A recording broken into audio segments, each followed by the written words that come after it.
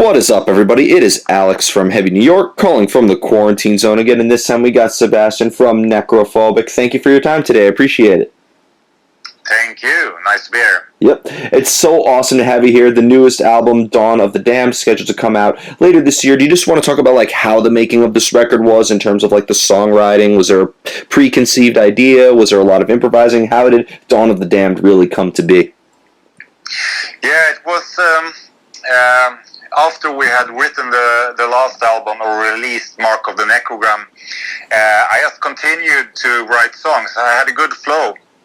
So it didn't stop with the songs on Mark of the Necrogram. I just continued writing and writing. So usually I sit by myself and write during early mornings or the nights. And then when I have some ideas that I think holds up like it should, then I will show it to the other guys and they will get back to me with feedback. Mm-hmm. And I felt like this time the music was maybe a bit darker. It had a different feel. It was more atmospheric and it felt more serious in a way. So we felt we want to do something different with it, and that's why it became a concept album this time, because we felt it just needs some depth to it, Mm-hmm. Did you think so? This concept kind of came to be as you were songwriting more. It's not like you thought of this concept before you started the songwriting, and that dictated the music at all. Yeah, I think I had probably written one or two tunes, and I pretty much get the whole feel of the whole album really early, so I pretty much know how it will sound, but I don't have the songs yet. And there was one song on the last album on Mark of the Necrogram called Sacrosanct, which had very personal lyrics, and I felt I want to write more songs about this theme. I want to elaborate this. I want to make more out of this. So I felt this can be something. Let that song on Mark of the Necrogram start a whole new journey on the new album. So I think after 2-3 songs I decided, well, now it's time to sit down and think and do this really serious and stop writing for a couple of days and get the pieces together to see where I could go with this, Mm-hmm. Could the first single that you released, Mirror Black, almost serve as a clear representation of what this whole album is going to sound like, or is that just the tip of the Dawn of the Damned iceberg? No, it was a song that we thought would work well as a single, A single should be kind of direct, it should be kind of easy to like, it should get out there with no backup from the album. It must stand alone. But also I think the eeriness, the darkness, and the overall feeling of it is very representative for the album. But the album is a bit more progressive and it has more layers than the song. It's a kind of kind of easy song, Mirror Black. It is what you hear, but the rest of the album will develop with the listenings.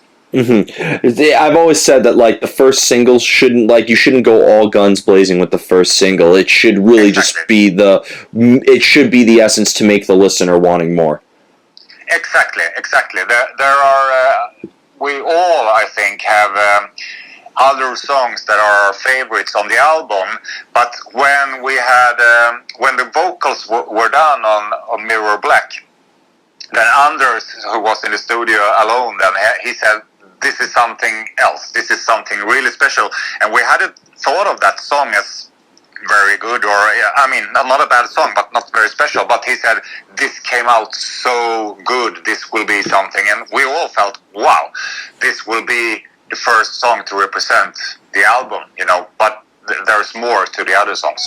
Definitely. Being that this is a concept album and kind of, you approach this a little bit differently, this didn't just feel because, it's been 2 years since Mark of the Necrogram, so did it almost feel like you were, in a way, kind of picking up where you left off after that, or was this really just a brand new beginning for Necrophobic? I think it's a brand new beginning. Of course, the energy we got from getting the band back together again in 2017 and doing Mark of the Necrogram, that energy spilled over also on this album. So it's kind of part two. But there is a different seriousness to this album. This album is everything I had wanted to have, the energy and knowledge and skills to write back in the days, but I didn't have the energy, knowledge and skills. So I think for me as a songwriter and how this band works today, that is absolutely a new start. This is the next chapter, and it's a new chapter. Mm-hmm. Being that this is a concept album, a lot of times when a band creates a concept album, they are very open to what it is about, and they kind of want the listener to be engaged in it. Is that the goal for this album, or could the album also be open to interpretation? It's very much open to interpretation. This is not a concept album as you think of The Elder of Kiss or any King Diamond album, which is which has a storyline. It could be a movie or something like that. This is not like that at all. The concept on this album is that it has the same kind of theme. This album is about changes in life. It's like a phoenix rising story, but the songs are painted more like abstract art. So you can go in any direction as a listener as you want. But if you speak to me or if you listen to this album with any of us, you will probably see another kind of red line through it, but if you don't want to see it, you will not be disturbed of I wonder what will happen now, Yeah. So it's fair to say that I like using this term. This album is very shuffle friendly, right? Like a person, it doesn't have to start off with a fill-in and end with Devil's Spawn Attack. They could approach it from any angle. Exactly. Absolutely. Yep. Now, you mentioned that there was a personal element incorporated in this as well, but with the concept, it seems like you approach this from being that a listener can approach this concept from many different angles. It almost seemed like the songwriting was approached from many different angles as well, tackling personal elements and external elements as well, right? Yeah, for sure. It's I really felt like I have to give more into this album. I had to make some kind of sacrifice, both from my playing and from my dedication, from the time I put into it, and also from my personal experiences. And this album has pretty much come alive to me while doing this because it's so personal. So I kind of opened the gates to the other side, but not only on the album. It's like I feel the mirrors in my home are letting the demons in, and that's sometimes it's almost like a bit scary feeling that I don't know what I have started with this. This is life changing in every aspect. Yeah, it almost seems like from analyzing this album and interpreting it, it almost seems like it's not about conquering your demons as it's more about making peace with your demons in a way. Yeah, it's about making peace with both taking charge and making peace with your destiny. You have to change something, but you cannot always get the answer what the change will lead to. Sometimes you must change things, to sacrifice things you love, and go into the dark not knowing what way awaits you. That is the true form of change, to just be cast out there in the dark, and this album is about that. And I still think as a person, I am still out in the dark. I don't know where this will end, Yeah, and I think this is something that a lot of people are currently going through as well, like the burden of sudden responsibility and, the burden of sudden change. I feel like that this is going to be almost kind of like the black metal album that's going to resonate with people on a very personal level. Probably, and I really hope that the lyrics are so written in a way that you can take them to you and you can decide for your own, what it means, Mm-hmm. Can somebody else's perception on this album, like if somebody were to come up to you and tell you what they obtained from this album, could that change your perspective on how you look at the work versus when you first created it? Absolutely, because I don't think I am the creator at all times. I never sit down and try to make riffs. I never sit down and try to write lyrics. They come to me, and they can come to me from my own experiences, but it can also be from movies or whatever. I hear something on the bus that I don't know that I hear. And so who is the creator of my flow? When I write something, it's not really only for me, because I'm a human and I interact with this world. So I think it's very fair for other people to put their energy into this story and also change the story, even though it's recorded. This is a live document. When I write music, it comes to life. These songs are entities, and these entities will continue to grow and change when they meet other entities. It's funny that you mentioned that, because like I had this discussion with a couple of artists in multiple genres, and like sometimes we debate, like artists sometimes say art is my way of detaching myself from the world. I'm not influenced by the world, and I don't think about the world, but I think in the end you are a product of the environment and the times that you live in. So I think inevitably the world is going to influence your art one way or another. Do you agree? Absolutely. I mean, the art can be a way of escaping the world. It can be your sanctuary, of course, but what you take with you from the world in this sanctuary, you cannot say you don't. Yeah, I can't imagine. Like, imagine if you wrote "Dawn of the Damned," maybe 10 years ago or 20 years ago. Like, it would be completely different lyrically and maybe even sonically. Of course, absolutely. We are older now, and as you go through life, you change. You don't think that you will change when you are 20 years old or 25, but when you are like us in our late 40s, you know that you change every day, and you're very open about it. It's nothing wrong with it. And for the music, I am a much better guitar player now, so now I can, whatever I hear in my head, I hear the atmosphere, melodies, or themes and stuff. Whatever I hear, I can express with my guitar. I couldn't do that 20 years ago. Then I had to write almost how it sounded in my head, or something that reminded of it. But now I feel I have control, like you have control over your voice. I have control over the guitar like I have over my voice. Mm-hmm. And it's fair to say that when you look at the entirety of the Necrophobic catalog that you were involved with, from the Third Antichrist to Death to All to Mark of the Necrogram to now, it is almost kind of like, do you look at these albums as a self-portrait or a representation of who you are at a particular time? Yeah, very much. I think that is probably very true. All albums are not as important as the other ones. Some of the albums, like Blood Hymns, for instance, we didn't want to do a deep album. We wanted the lyrics to be kind of shallow. We wanted the music to be almost like thrash death metal. We were not aiming for atmosphere. So that album has kind of very little of me as a person back then, because it's not deep. But an album like Rimthursum, which is after I had my kids, and that means so much. Both the lyrics and the atmospheres and melodies, there's so much into it. That is so much of me as a person back then.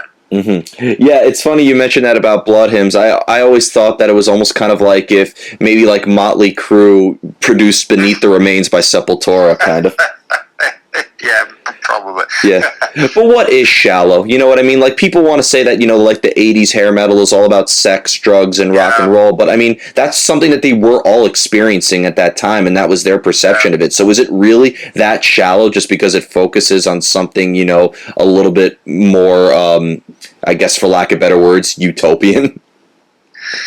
Nah, I don't know. I think shallow is when you choose to not take the conflicts, and you have a lot of words that wants out, that you want to speak about things, and your friends say, fuck that, let's drink beers, I don't want to hear that. That is shallow, you know. Yeah. If you have a lot to say that you will not say. So if those bands, if Motley Crue 1987 really wanted to do more, but felt it only fits the world sing about girls, then that is pretty shallow. Yeah, of course. But then, of course, Kickstart My Heart being very personal as well. So, So that was a change for them, actually, on Dr. Feelgood. Of course, something really changed there.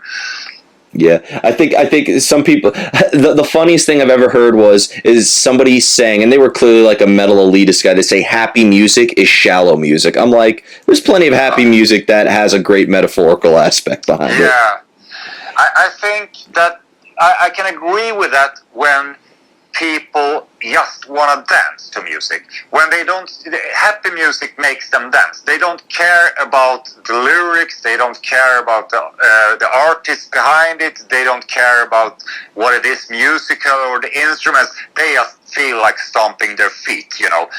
Great for you, but you have a really shallow look on those songs, you know. And that is the kind of music most people like. So I think disco music probably wasn't very shallow because it had a lot of love-themed lyrics, which are never shallow actually. But the ones listening to them at the discotheques and so on were pretty shallow listeners, I would say. Definitely. And like in order to get like inspired to write, for this creative energy to flow through, does inspiration like come out of nowhere for you, or do you almost kind of have to like be in a certain place at a certain time in order for like the ideas for Necrophobic to go through? Mm-hmm. Usually there's something that gets my attention. It can be some word or something I hear that I feel like, fuck, this is leading me somewhere. On this new album, it was this line, "Through darkness and fire," that I just got from, I think, a TV show or something into my head. And I felt like, through darkness and fire. And that opened up my creative flow. And when my creative flow opens up, I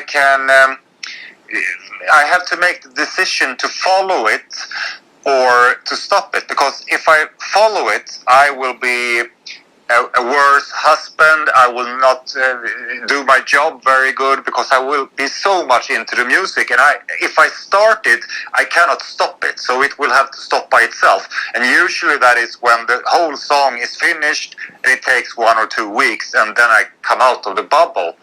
So if I let myself go, then I don't steer the wheel, you know. I don't steer the boat anymore. Then it just comes to me. But if I stop it first, then I can pick some ideas, pen it down, and make some notes and so on. But yeah.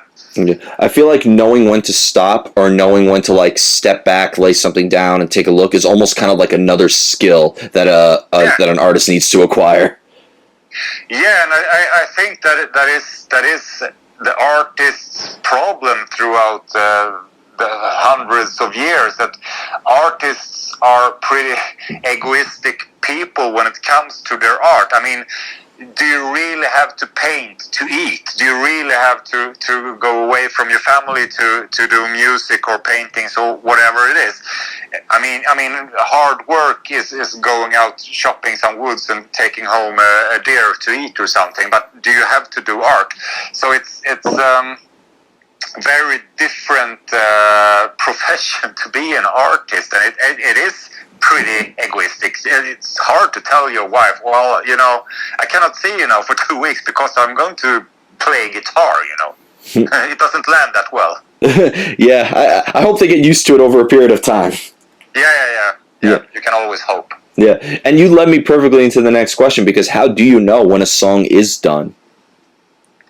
That is something I feel I have learned to not settle for filler riffs. You know, back in the days, Blood Hymns, for example, we had some core riffs in a song, and then we felt, oh, we need some glue to make this riff fit together, and then we made some glue riffs, you know.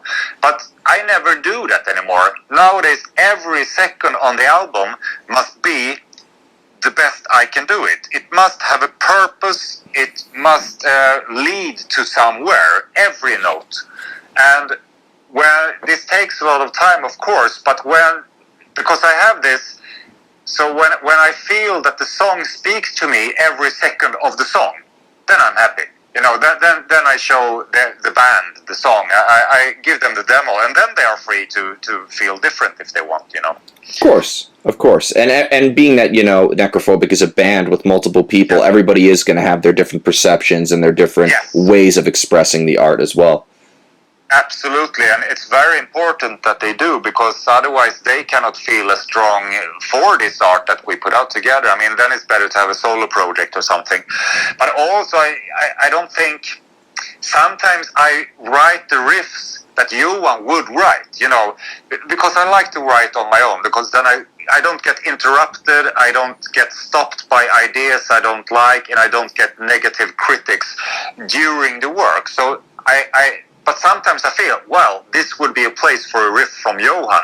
So I write a riff from Johan, and then when I show the song, I tell him, well, this is what I wrote from you. If you have something else to put in, please do. But it's your kind of riff I need here, you know. Yeah, I can't imagine how many amazing pieces of art, whether they're songs or paintings or even movies or anything like that, that did not see the light of day just because they were they got negatively critiqued during the work in progress, and they didn't allow it to fully develop. It's so disturbing to think about. Yeah, it is. It really is. But back in the days, also, it was as important as doing good art. It was important to work together, because you were young. You didn't have the obligations you have now. You know, it was important to meet several times a week in the rehearsal room and do the work were more important than the art, you know. Now it's the other way around, but we had to have that time together in the early days of our career to get here. Yeah, of course. And, you know, pain and isolation are ultimately the greatest paintbrushes and the greatest fuel for art. So the more frustrated you get, maybe you'll create the best thing you've ever created out of that. We should see a lot of good albums after this Corona thing, then, I think. A lot of people are telling me to shut up with saying this, but I'm going to say it now. When this is over, because it will eventually be over, and shows happening again, we will enter the best era of the arts ever. Probably. Yeah. I haven't thought of that before, but that's probably right. Think about how many artists are alone in their apartments right now with nothing to do but create. Yeah, for sure. That's true. So just think about how much the isolation is just going to explode. Yeah.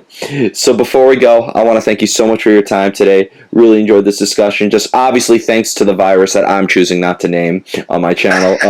Okay. But obviously when this is all over, obviously you guys will be going on the road quite a bit. Can we bring Necrophobic to the States sooner or later? Will you bring this album to the States? We really hope so, but sometimes the States are doing the best to not bring bands there, you know. So we really hope it will be possible and a bit easier to tour the States, because now it's really hard, or even before the Corona, it's kind of hard times for black metal bands in that country.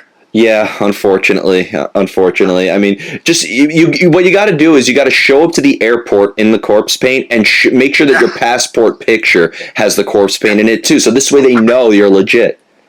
Exactly, that's great. Yeah, make sure we're going to do that. Yep, and like, you know, like make sure you have your logo on like all your luggage and like on the passport as well. We could troll some customs here and there. It won't, you know, you might end up in Guantanamo Bay, but it'll be worth it.